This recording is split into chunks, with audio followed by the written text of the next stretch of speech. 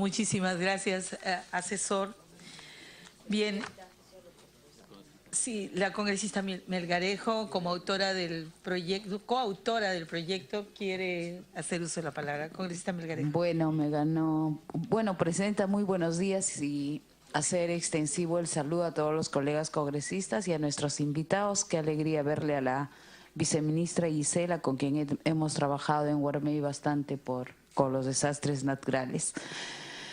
Sí, pedirle por cuestión previa que mi proyecto de ley se acumule, toda vez que siempre vale la fecha cierta, ¿no? Y en la fecha cierta, pues el congresista Arana ha tenido la preponderancia de presentar, pero de acuerdo en la misma línea, buscando proteger y sobre todo la identificación y la delimitación de las cabeceras de Cuenca, que es muy importante porque se vienen vulnerando, congresista presidenta de la comisión, y nosotros tenemos un grave problema que hay que resolver en el departamento de Ancash, en nuestra Cordillera Blanca. Entonces, con este proyecto de ley vamos a hacer que empresas irresponsables y los ilegales, sobre todo, ya cesen, ¿no?, con esta identificación. Entonces, pido al voto y como ya está acumulado, procederemos tal cual reza el reglamento.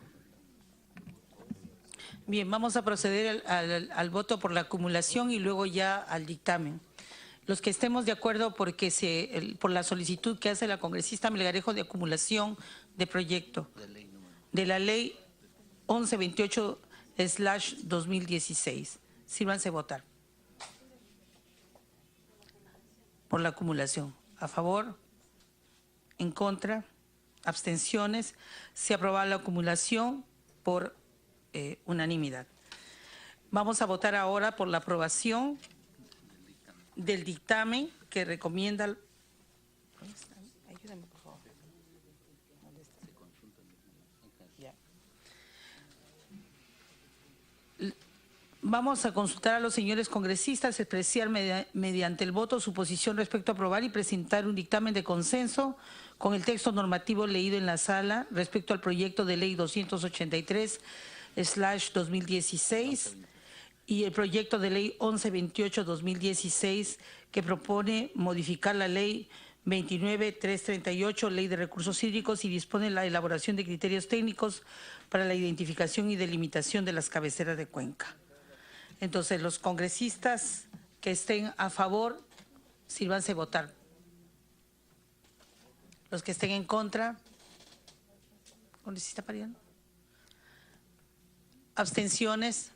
Se ha aprobado el texto sustitutorio consensuado de conformidad con el artículo 70 del reglamento del Congreso de la República. Ha sido determinado por unanimidad la posición de los señores congresistas en el sentido de aprobar el dictamen que recomienda la aprobación de ley del proyecto 283/2016, Ley de Gestión Sostenible e Integrada de la Zona. Ya pues, no me hagas esto. Disculpen, congresistas. Y la ley 1128. Muy bien. Siguiendo con la agenda, vamos a invitar a la viceministra Gisela Rosa Vignolo Guamaní para hacer su presentación sobre el texto, las preguntas que hemos remitido oportunamente al Ministerio de Justicia. Consultamos.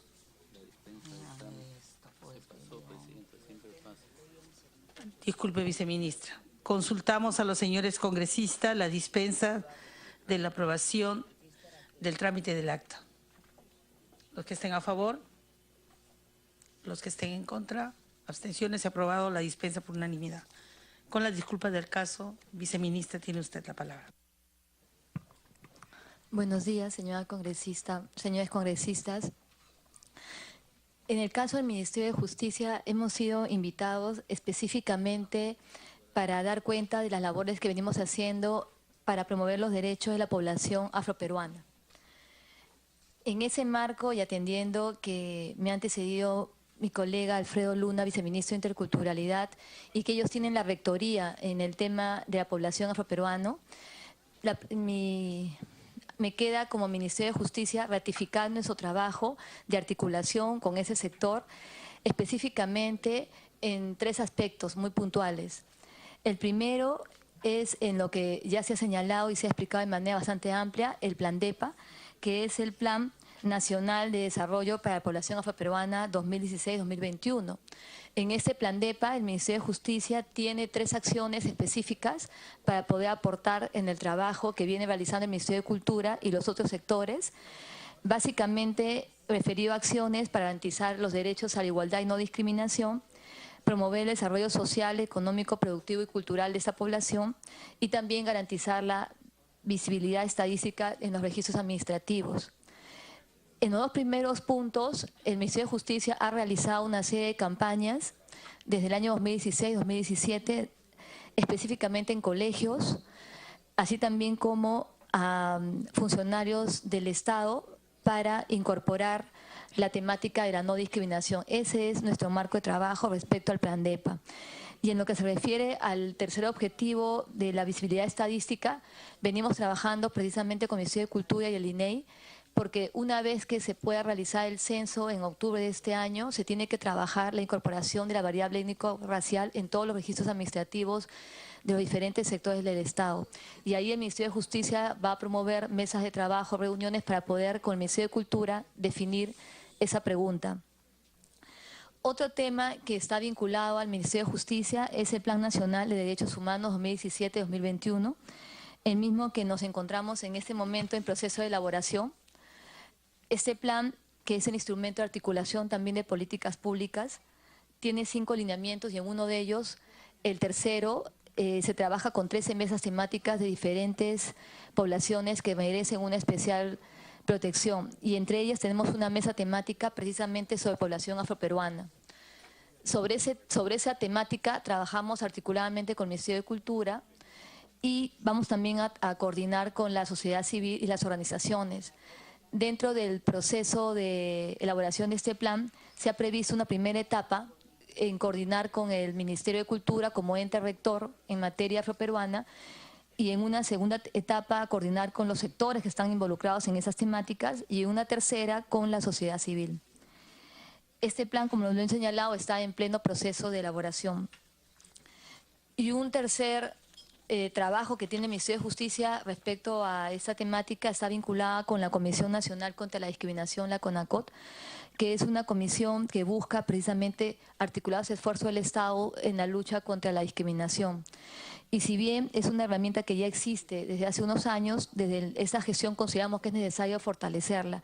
Y por ello estamos culminando una propuesta de norma para crear una plataforma que pueda articular con todos los sectores respecto al monitoreo de las diferentes denuncias y quejas que se presentan en la sociedad sobre casos de discriminación. En ese marco, en los próximos días suscribiremos un convenio con el Ministerio de Cultura precisamente para promover el enfoque intercultural y contribuir a la inclusión social, la integración nacional y la eliminación de la discriminación. Uno de esos ejes de este convenio están vinculados a realizar estrategias conjuntas contra la discriminación étnico-racial.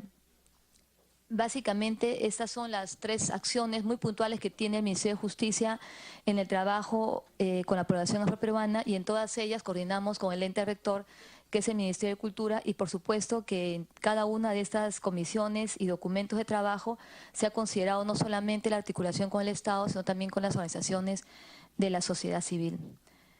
Eso es lo que yo quería precisarles.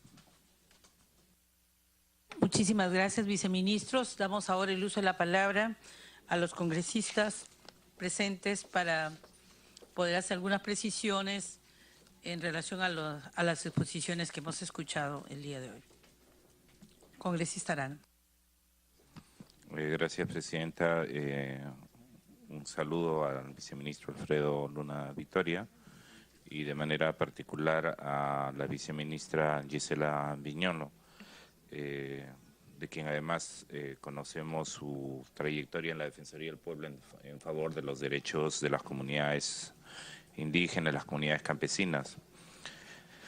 Las preguntas que quisiera hacer, Presidenta, están relacionadas con las preocupaciones que nos han hecho llegar miembros de la comunidad afrodescendiente al despacho y la bancada del Frente Amplio, ¿no? Una primera preocupación de sus asociaciones era que no está existiendo una campaña de suficiente impacto en la ciudadanía sobre sobre la realización misma del censo y en particular sobre el hecho de que en el censo esto que entendemos no se realiza con frecuencia. Esto debería haber de parte del Estado para que la población se informe más de la importancia que tiene el autorreconocimiento étnico, ¿no? Creo el video sumamente importante el que se nos ha mostrado. Sin embargo, ya estamos en junio, ¿no? Hay muy poca difusión de las medidas que se van a tomar desde el lado del viceministerio y desde el propio INEI en relación al tema que nos ocupa, ¿no? Y en ese sentido, nos preocupa qué otras acciones de campaña están haciendo para que se conozca, en principio, los derechos de los pueblos indígenas y, en segundo lugar, para que efectivamente la ciudadanía que va a participar del censo pueda reconocer estos derechos y pueda reconocerse como tales. Más bien nos preocupa seriamente el hecho de que al no haber suficiente información y pesar mucho en muchos sectores de la ciudadanía peruana, de los medios de comunicación, una asociación discriminadora con el reconocimiento de ser indígena, de ser negro, lo que pudiera ocurrir es lo que ocurrió en el censo de Bolivia el 2013, ¿no?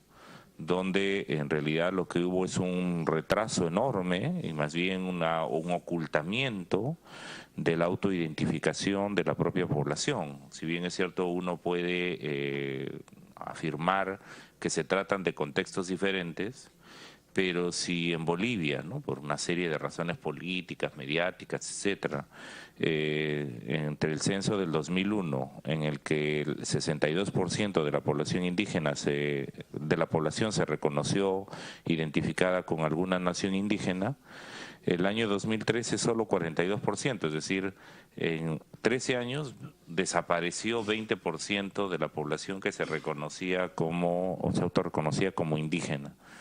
Allá hubieron una serie de factores políticos, pero también ha habido una serie de factores culturales, mediáticos, que han influido.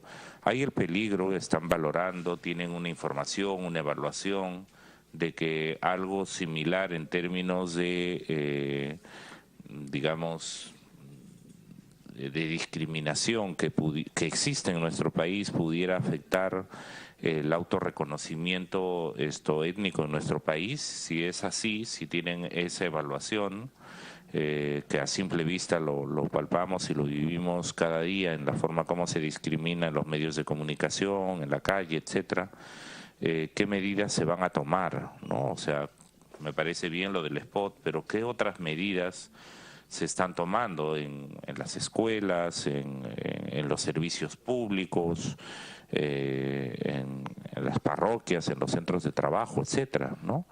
Y de otro lado, si hay pleno reconocimiento dentro de la gestión del ministerio que de esa información que se recoja depende también en gran parte la lucha contra la discriminación en nuestro país y la afirmación del carácter pluricultural de nuestra sociedad, ¿no? Y por eso es que quisiera preguntar entonces qué acciones se van a tomar, en qué consiste solo el spot, hay otros elementos de campaña, cuántos recursos disponen, si esos recursos que tienen son los suficientes. El MEF suele ser en general austero y recesivo cuando se tratan de estos temas, y entonces quisiéramos saber allí los alcances en detalle de la campaña. De otro lado, quisiera preguntar, Presidenta, a través suyo al viceministro y la viceministra, ¿Cuál es su opinión y qué acciones se están tomando desde sus viceministerios para el reconocimiento y apoyo del creado primer gobierno autónomo de la nación Aguajún Huampís en Amazonas, ¿no? Hemos estado con los APUs del gobierno autónomo de Aguajún Huampís en Iquitos, han venido a la bancada en más de una oportunidad, ¿no? ¿Cuál es la opinión, qué acciones van a tomar en relación a este reconocimiento del primer gobierno autónomo Aguajún Huampís en Amazonas, y si esa experiencia desde el Ministerio de Cultura va a ser auspiciada para otras naciones amazónicas? Y por último, quisiera preguntarles si hay una propuesta específica desde el Ministerio para promover escuelas de arte para la población afroperuana, dada su riqueza y múltiples expresiones existentes. Cuando he podido viajar a Ica, o concretamente a Chincha o a Saña, uno encuentra que las escuelas de artes para arte afro son parte de iniciativas privadas o se hacen con una precariedad inmensa, y uno no siente, no ve que haya una política pública destinada a desarrollar, a promover, a apoyar. Entiendo que en coordinación con el Ministerio de Educación, pero dado que es el Ministerio de Cultura el que tiene este mandato, quisiera saber qué se está haciendo en esas líneas de acción, Presidenta. Muchas gracias. Gracias, congresista. Congresista Pariona. Muy buenos días a todos. A través suyo, Presidenta, saludar la presencia de dos viceministerios importantes en nuestro país, el de Interculturalidad y de Justicia. Me gustaría hacer algunas precisiones y comentarios en relación a las presentaciones desarrolladas. Primero, en relación a lo que ha presentado el viceministro de Interculturalidad en relación a la consulta previa. Me parece, viceministro, que es importante hacer un balance del impacto que viene generando los procesos de consulta previa en pueblos indígenas, y que esto pueda ser, digamos, de conocimiento público. ¿Qué aspectos positivos se recogen de los procesos de consulta previa y qué otros necesitamos más bien fortalecer? En los 7 pasos que indica el proceso de consulta previa, lo que hemos notado los pueblos indígenas es que se han dado de algún modo algunos vicios o algunos vacíos que no han permitido que los pueblos indígenas, en igualdad de condiciones entre la parte que informa, que consulta y los pueblos que tienen que tomar una decisión, estén, digamos, en condiciones igualitarias. Por ejemplo, cuando la empresa informa sobre la extracción que va a hacer y de lo que esto va a implicar, prácticamente comenta y socializa solo de los beneficios que va a traer la empresa y no del impacto ambiental real que va a ocasionar. Y esto muchas veces genera un sesgo en la manera como los pueblos pueden tomar sus propias decisiones y entablar un diálogo, por supuesto, de buena fe. Y yo he presenciado algunos procesos de consulta previa antes de asumir el cargo de congresista, y lo que yo he notado es que muchos de los pueblos indígenas no tienen asesoría legal, parten por incluso desconocer que tienen un derecho colectivo y que tienen un marco normativo internacional. Y entonces un proceso de consulta en esas condiciones, por supuesto, van a estar en desnivel, porque tienes a la empresa que maneja toda la parte técnica, además tiene un lenguaje sumamente técnico, y que en su intento de hacer comprender a la gente no socializa la información completa ni la que es necesario para que las comunidades pudieran evaluar, tomar sus acuerdos propios. Creo que sí es necesario hacer un corte y evaluar estos procesos de consulta previa. Solo para poner un ejemplo, mencioné este tema en particular, pero tiene que ver en realidad con cómo estos procesos de consulta sí reconocen el carácter de buena fe. O sea, si hay digamos, un vicio en el momento en el que se identifica o cómo se procede a convocar a las comunidades, por supuesto no es de buena fe quienes participan en los procesos de consulta, y ahí hay que garantizar la presencia incluso de mujeres, de hombres, de juventudes, y muchas veces las consultas están con presencia mayoritaria de hombres mujeres solamente, y ahí hay un sesgo, por supuesto, de las voluntades y las opiniones de todos en igualdad. En relación al censo de población y vivienda que este año vamos a desarrollar en el mes de noviembre, Presidenta, estamos a 4 meses del censo y nos parece importante que la campaña se masifique en medios de comunicación, para empezar en los medios de señal abierta estatal.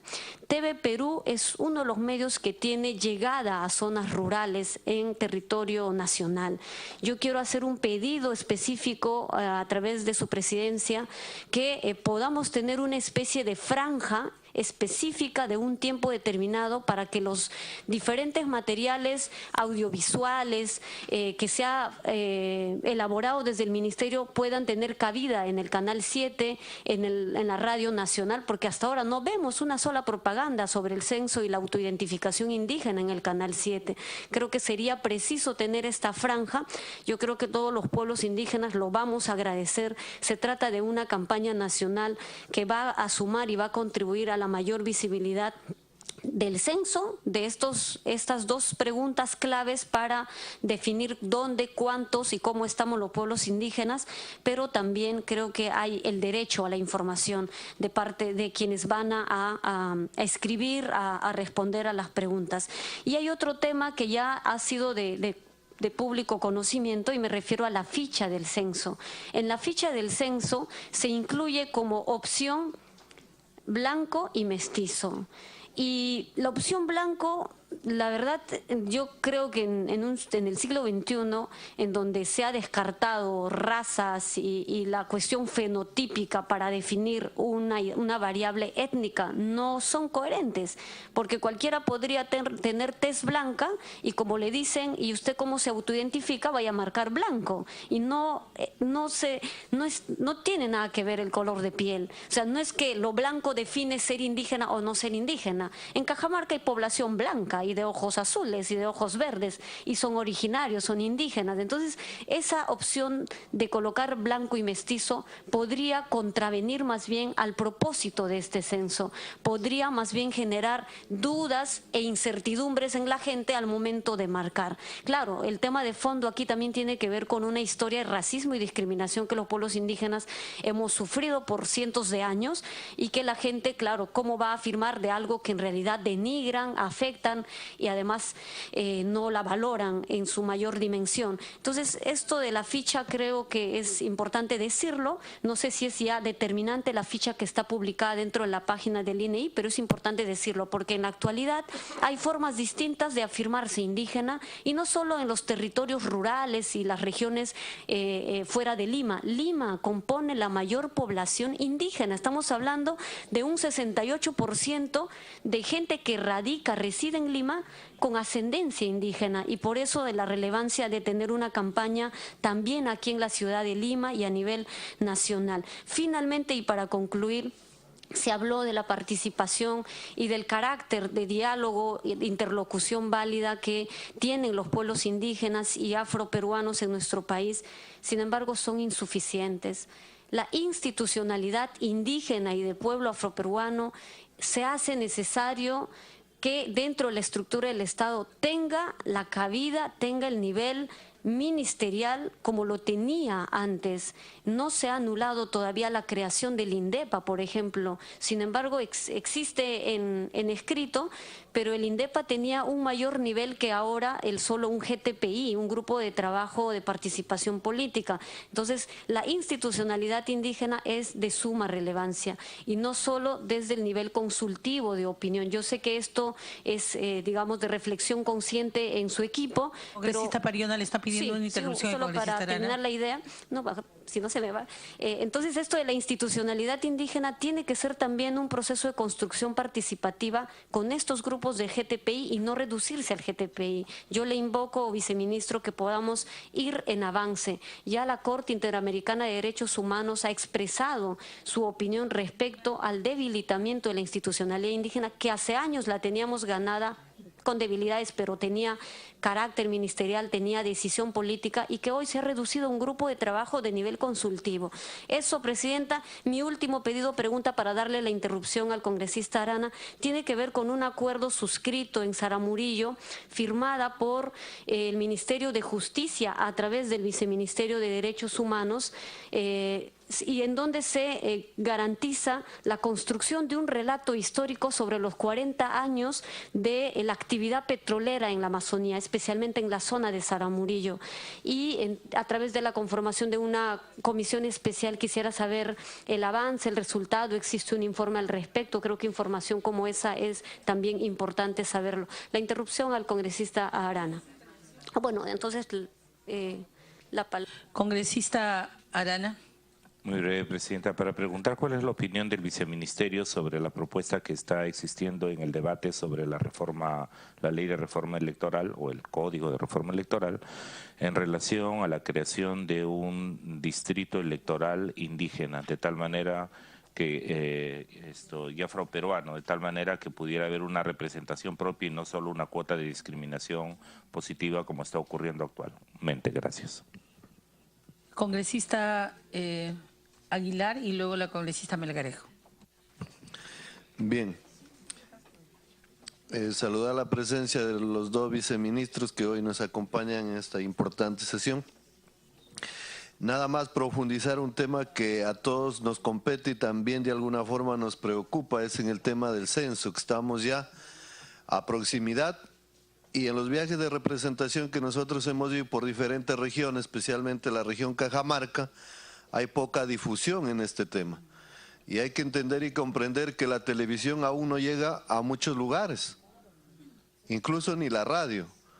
¿Por qué? Porque nosotros caminamos por esos lugares y entonces no sé qué estrategia, qué mecanismos buscan para que esos pueblos que aún no llegan y no se siente la presencia del Estado, peor en este tema del censo, entonces, cómo poder recabar la información que ellos necesitan a tiempo y poder hacer un censo a cabalidad. Porque eso yo comparto con diferentes congresistas de diferentes regiones, aunque parezca mentira, eso aún existe en nuestras regiones. Lugares donde aún la televisión y la radio aún no llegan. Entonces, ¿cómo poder y qué estrategias entablar para poder llegar ahí donde esa población? Y especialmente sería a través de sus autoridades y líderes sociales de cada comunidad. El otro tema, señores viceministros que hoy también están acá, en el tema de la educación intercultural. Una colega congresista lo planteó el tema de blanco, negro, etcétera. Ahí sería tomar una precisión con mayor claridad realmente, porque aún nosotros estamos abocados a ese tema de discriminación que se tiene que terminar.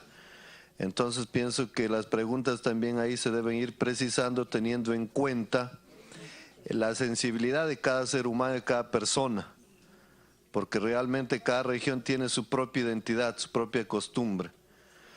Y nosotros, señores viceministros, en Cajamarca tenemos algo que por más de 42 años está contribuyendo a la paz, al desarrollo, que son las rondas campesinas, y como que aún no se toma en cuenta.